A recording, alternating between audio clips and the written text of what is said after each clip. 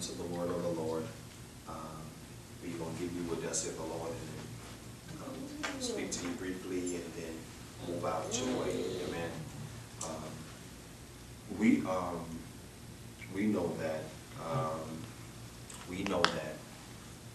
God has been speaking and dealing with us about the fire, and we know that this is week number 7 or 8. I think this is the 8th week. I think this is week number 8 that we've been dealing with fire. This would be week number 8. I make sure I'm not miscounting. This should be week number 8. One of the things that we have to remember is that if God has continued to speak in such a particular manner for such a long time, there's a particular reason. And sometimes I even say, God, when you gonna move me off this, but it's just where the body is right now. And he's saying many of his people just still got to catch it and grab hold to what he's saying, so that we can understand why we're feeling this place of pressure on us, this place of pressure. And one of the things you have to remember is whenever there's, watch this, do you know that fire, when it's burning, the heat of the fire brings pressure that it can actually almost be like wind, in a sense. Almost like wind. Meaning the heat is so that it pushes down doors before you even get to it, because the heat of the fire is so that the pressure is so great that sometimes it can push down doors, push down things before it even get to really actually burn it. Because the pressure of that fire is so great to the point where it's almost like a big force. It's like a big force. And that force is strong in its pressure, even before it even get to burn. So a lot of times when you see fire, especially a big blazing fire burning, it'll knock down things before they even really burn it because of the pressure of the fire. Well, and a lot of us as his people is feeling the pressure, and this is why there's agitation and frustration, and this is why there's a restlessness with a lot of his people, because the fire, remember what I said now, the fire really is supposed to have us in a place of peace, not these other forms of emotions. See, because the fire can also wear you down, because the pressure can get so great till it can almost wear you down. So being that that's the case, the fire can almost wear you down. But now the fire really is supposed to bring you to a place where you come to a place of peace with the fire. Now watch this. But what you have to also understand is, one of the things that occurs is this, is it becomes a thing where the Spirit of the Lord may say,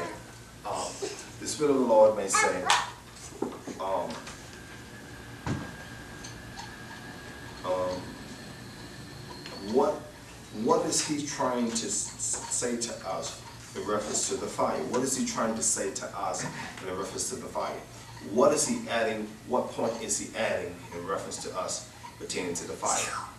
Now, if we are a spirit and we are men and women of God who are quote unquote going forth and doing things and hearing God and believing God, then what has to happen? Our spirit should be in a certain particular place, a certain place. So in our spirit being in this place, whether good, bad, whatever it may be, one of the things that the fire is doing is revealing it so that it can purify. Now, if that's the case, then it becomes a thing where God has to say sometimes, let me put a pin in it, or pin in it pertaining to what he's trying to say to us pertaining to our spirit, or pertaining to what he's trying to say about the fire pertaining to us. Now, let me tell you what I mean by that. Sometimes, if you go to a chiropractor, or basically if you do go to a chiropractor, they do what we call adjustments, or they readjust. And what they do is they move your shoulder a certain way, and they move it, jerk your arm, and jerk this arm, and do your leg, and and do your foot like this, and what they're doing is they call it adjustments. And what the adjustment do is kind of get your body back in alignment. Okay, back in alignment the way it should be, because certain things are happening to the body, the bones, and things like that. It needs to stay in place and be stretched out. Okay? Well, that's one of the things that the Lord is doing with us. Is He's doing an adjustment. And this adjustment is so that we could maintain. See, in other words, watch this. Whenever a person goes to the chiropractor, after the chiropractor visit is over, one of the things that happens with that person, they feel better. They feel better. They will start to get stiff, and they need to go to the chiropractor to get themselves readjusted. Now watch this. Now if that's the case, if that is the case, one of the things you have to remember is God is saying, I'm going to have to readjust my people in the midst of the fire. See what I mean? Readjust. Readjust means sometimes when you're in the fire, what it does, it causes you to head in a direction. Remember last week we talked about, I think last week was when we talked about, no, it wasn't last week, the week before, I think it was about, watch it, you may be heading in the direction opposite of my will. You may be heading in a direction opposite of my will. Well, what does that mean when it says, watch it, you may be heading in a direction opposite of my will? What the Lord is saying is sometimes, even in the midst of the fire, we begin to do and say and act and go in a direction that really is not pleasing in His sight. So when that happens, sometimes what He has to do is get a spiritual readjustment and make a spiritual readjustment to our spirit. And when you have to do a spiritual readjustment to our spirit, is to get us back in line to head in the direction we're supposed to be heading in. So spiritual readjustment is what we're going to talk about. Spiritual readjustment is what we're going to talk about. But the message title says, spiritual readjustment in the fire. Establish and maintaining in the fire. See, many are not maintaining because they need spiritual readjustment. And spiritual readjustment, it means just like that chiropractor. It means you jerk your arm, jerk those arms, pull that leg, and twist that foot, or do that shoulder, whatever, to get them back in place. Because what it is, so they can feel better and feel like they can stretch and move. And so sometimes we begin to get stiff like this in the midst of the fire. Because remember, the fire you're supposed to have was loose. Okay? But a lot of us start to get stiff. And God has to send a spiritual readjustment to kind of jerk us again and get us readjusted like a chiropractor in the spirit. And see, a spiritual readjustment in the fire establishes maintaining in the fire. Why is that important for us to understand? It's important for us to understand is for that reason, because if we don't get the gist of what God is saying, then we will understand that our spirit will go in a direction they don't need to go in. We will start to get frustrated. We start to get angry. We start to get agitated. We start to be angry. And God, like you heard me, He said before, really we're supposed to be in a place of peace. See, really this fight is supposed to really take us towards peace. Not agitation, not frustration, not anger. But it's really supposed to take us towards a place of peace. And when it takes us towards a place of peace, what it does, that's the place our spirit's supposed to be in. So when our spirit's supposed to be in a place of peace,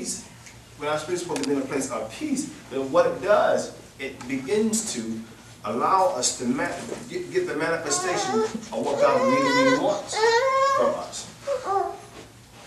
You see, what He really wants from us. Okay? Now, but the message title says spiritual readjustment in the fire establishes maintaining in the fire. Now, but guess what? Guess what the second part of that guess what the second part of the message says? Where is your attitude? Where is your attitude? See, in other words, see what He's saying is we're supposed to have a proper attitude at this particular time, at this particular point about the fire. See, when our attitude is not in a proper place, then what that means is we're not receiving it right, because attitudes project altitude. See, for example, you may hear the statement that says, it's not what was given or what was said, it's how you received it. It's not that it was offensive, it's whether you took offense. So now, if that's the case, then remember, it's the same thing. That determines your altitude, how high you can go in something. Because sometimes how we take something determines how we can embrace it and how we can go with it. And so sometimes when you don't embrace the fire right, you can't go with it right. Because you're not embracing it right. So the altitude, your altitude may not be high. Some people have, their altitude is coming down, and it's supposed to be going up. So you say, well, what does it have to do with anything? It has a lot to do with something, because your attitude determines how God sees you and how you see God in the midst of this situation. See, in other words, it got nothing to do with your life, your rent, your mortgage, your car. It has to do with your attitude towards it. See, it's when you come outside and see the car acting up, your response to that determines. Because you're a man of God with a problem with your car. You're a woman of God with a problem with your life and your mortgage. It's your approach towards that makes the determination of how you worship and praise and see God in the midst of that. So a lot of times we think it's just the fact that I have it going on. It's not the fact that we have it going on in that situation. It's how you see the situation and see God in the situation. So a lot of times when God says, where's your attitude in this? He said, yeah, I see. This is why I hear people say this here. God, don't you see I need to pay this line? God, don't you see I need to pay this mortgage? God, don't you see the situation with my car? God, don't you see the situation with my job? God, don't you see? God said, I see it. But do you see your attitude towards it? Because your heart and your spirit is worried about it more, so you want to be at peace with me pertaining to it. So remember, God said, where's your attitude? Where's your attitude? See, your attitude makes a big difference in how things manifest or don't manifest. And so a lot of times we don't understand that God is saying to us, one of the reasons why things are not manifesting is because your attitude is not right. And we need to have a spiritual readjustment. See, the message talks about spiritual readjustment in the fire. And spiritual readjustment sometimes has to do with your attitude, or our attitude. See, he's saying sometimes, can you laugh at something that is negative? Can you be joyful about something that appears to be, or could come across as depressing? Can you have joy in the midst of this? Can you have peace in the midst of this? So when you can't have joy and peace in the midst of this, what he's saying is you're not manifesting my principle, my word, so that I can come in and work with your spirit. It's not the fact that you're in it. It's the fact that your approach towards why you're in it. So is frustration normal? Is anger normal? Is agitation normal? Yes, normal. But God's saying you can get to a place where you don't have to be agitated. You can get to a place where you don't have to be frustrated. You can get to a place where you don't have to be angry. So what he's saying is spiritual readjustment in the fire establishes maintaining in the fire. This is why you can get to a certain point and almost lose it. You can lose it. And why you can lose it is God's saying you got to a certain point and you were doing good.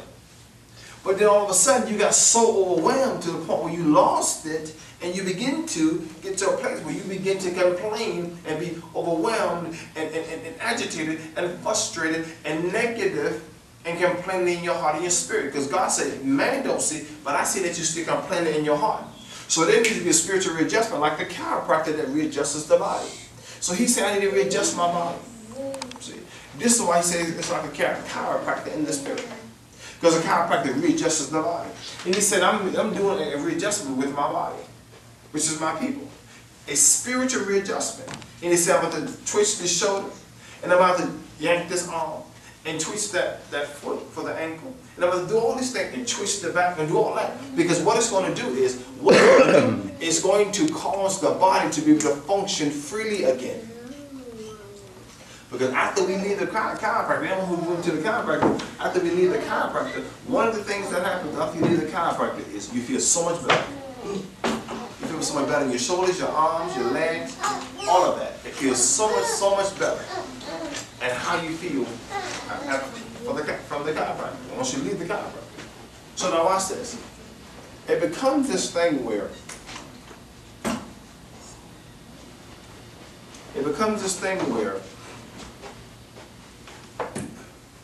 God said, spiritual readjustment. So guess what? Guess what? If that is the case, then it becomes this. If it's spiritual readjustment, that means that attitudes need to be readjusted. Attitudes. See, we think, watch this. Do you know that we got our perception is wrong? We think attitude means a person with an attitude that's negative. It is, when we think of attitude, let me say, we think of attitude in that form of how we think of the word attitude.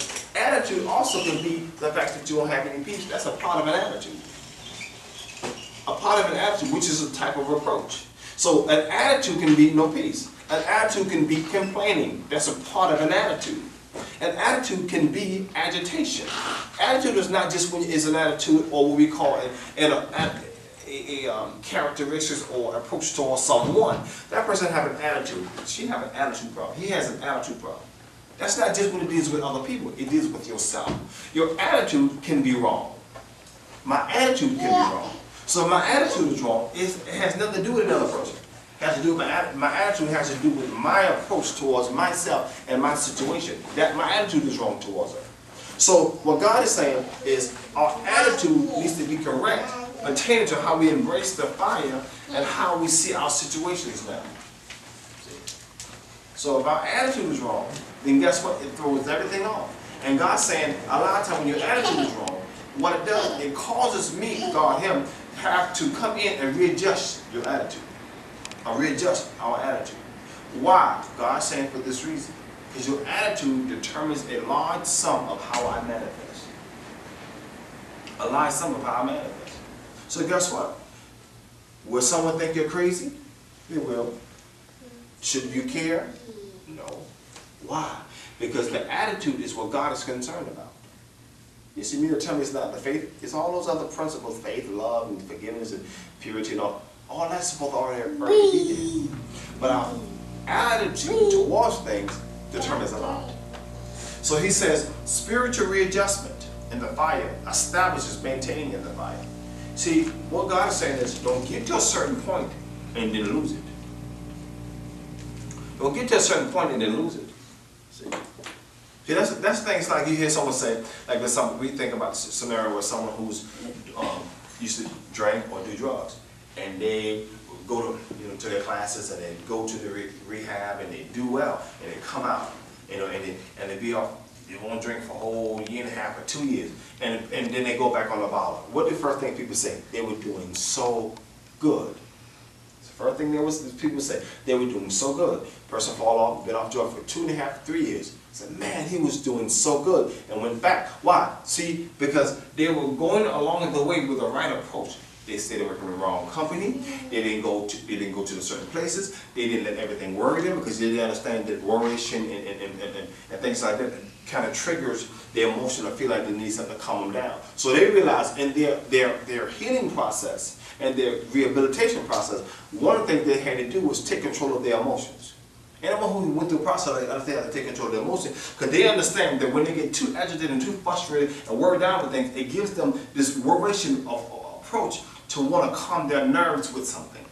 So they understood how to maintain this. I don't even worry about everything because that's one of the things that kept me on drugs for 15 years. Every time I got worried, I wanted to get something to calm me down.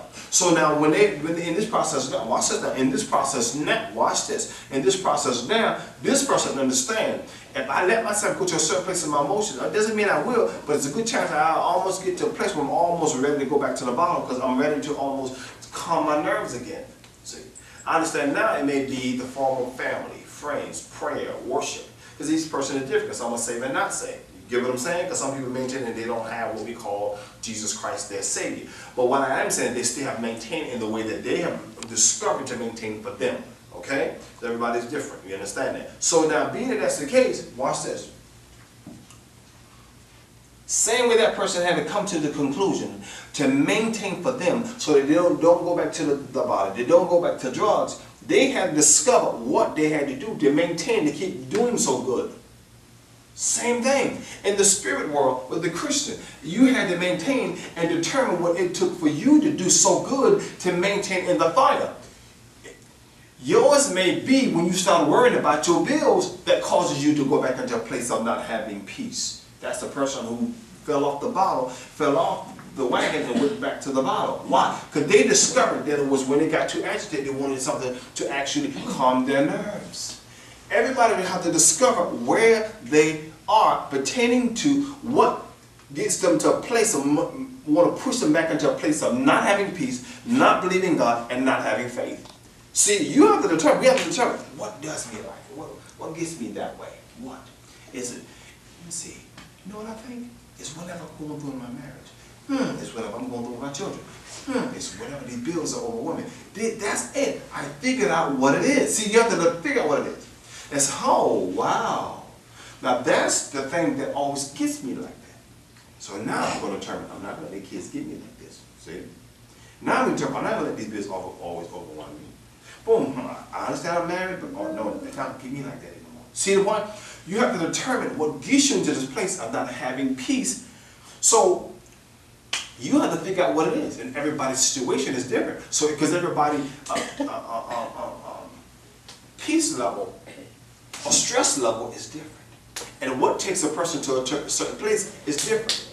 Some people, some individuals may be in a situation where they don't have enough for themselves to provide, so they get overwhelmed when they don't have enough to provide for themselves, and that's the person who, whatever, they're going to do something they shouldn't do. See, when God said, where's your attitude? You have to determine what gets you so frustrated and so agitated and so at a place of lack of peace that you will do something you shouldn't do.